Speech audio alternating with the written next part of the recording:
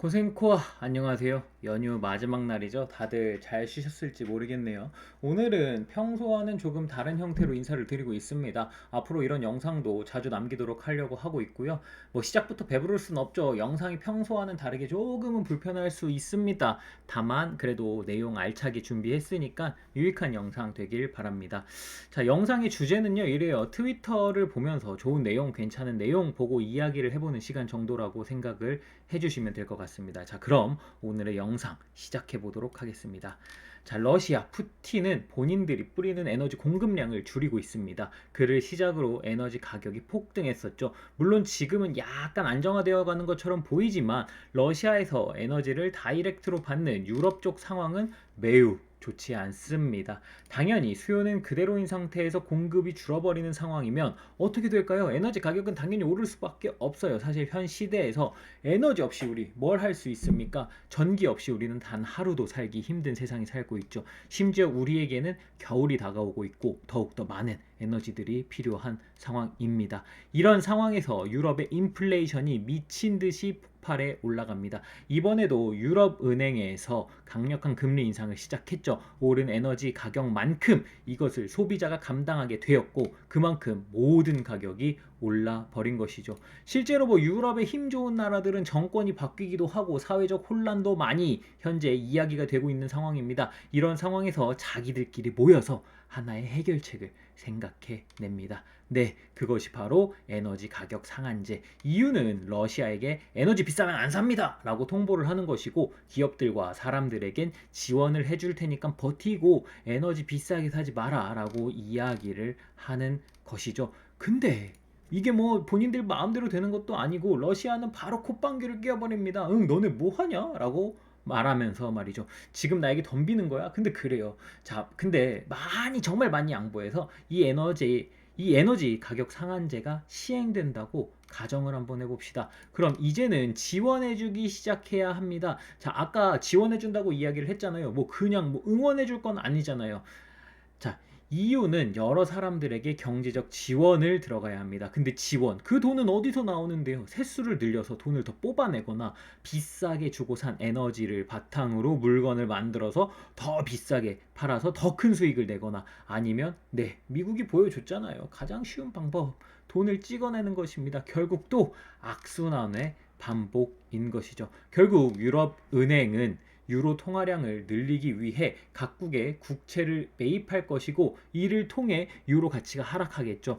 달러 인덱스라고 들어보셨을 겁니다. 이 달러 인덱스는 주요 6개국의 통화 대비 미국 달러 평균치를 이야기하는 겁니다. 근데 그 중에 유로의 비중이 58%에 육박합니다. 결국 유로 가치가 내려가면 강달러 상황이 초래되는 것이죠. 하지만 미국은 엄청난 현재 인플레이션을 잡기 위해 양적 긴축을 진행하고 있는 상황입니다. 그럼 어디서 문제가 생기기 시작할까요?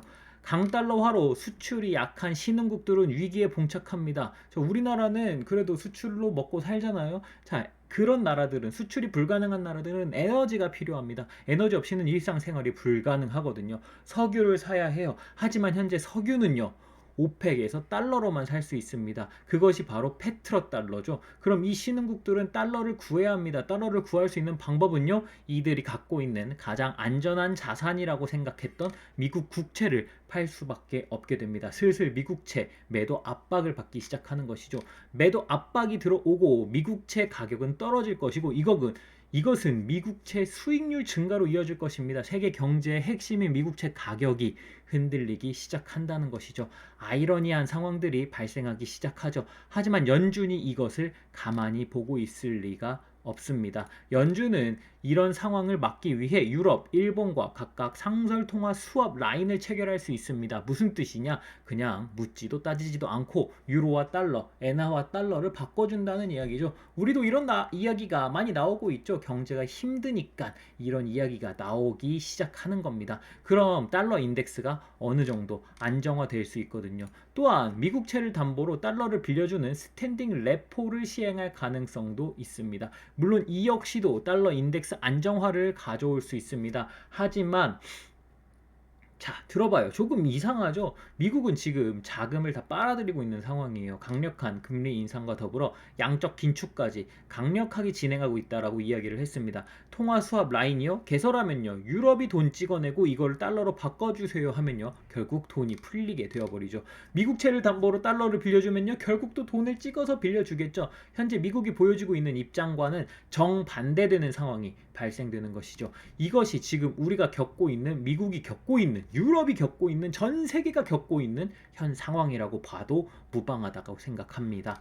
자, 정리를 해보겠습니다. 푸틴, 러시아가 에너지 공급을 통제하고 있고 그로 인해 여러 나라들은 인플레이션을 겪고 있죠. 물론 과거부터 진행되어 온 미국의 통화 정책도 거기에 큰 목을 했습니다. 러시아 그리고 에너지가 그것의 촉진제가 된 것이라고 생각합니다. 그리고 이를 잡기 위해 금리 인상, 양적 긴축, 다가올 겨울 에너지 수요 상승, 뭐 이런 거 등등등 다 해서 부도 위험 국가들은 페트로달러 위기가 발생할 것이고 이를 해결할 수 있는 방법은 다시 시장에 달러를 푼다. 하지만 또 유동성을 공급한다면 귀신같이 모든 가격들은 올라가 버리겠죠. 당연히 에너지 가격도 올라갈 거고 다시 돌고 돌고 또 돌고 돌아버리는 상황이 되는 것입니다. 근본적인 문제가 해결되지 않고 이런 상황이 장기적으로 지속된다면 달러의 파워는 떨어질 것이고 그와 동시에 에너지의 가격은 상승할 수밖에 없을 겁니다. 여러 나라들은 페트로달러가 아닌 달러가 아닌 다른 대체제를 찾기 시작할 것이고요. 과거와는 전혀 다른 의미로 양적 완화를 강제시 받고 있는 미국의 상황이라는 생각이 듭니다.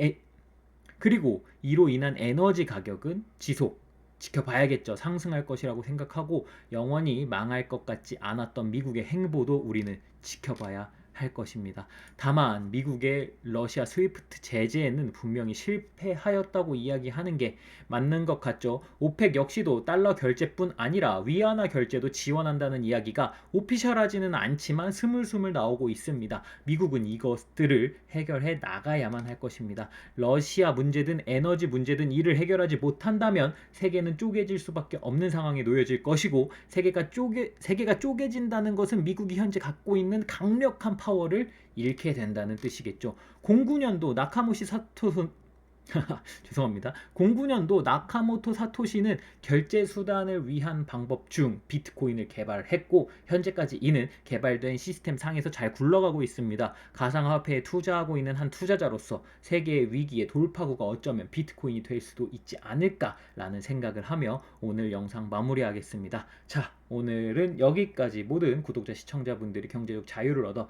페라리를 사러 가는 그날까지 코인 생존기는 계속됩니다. 쭉.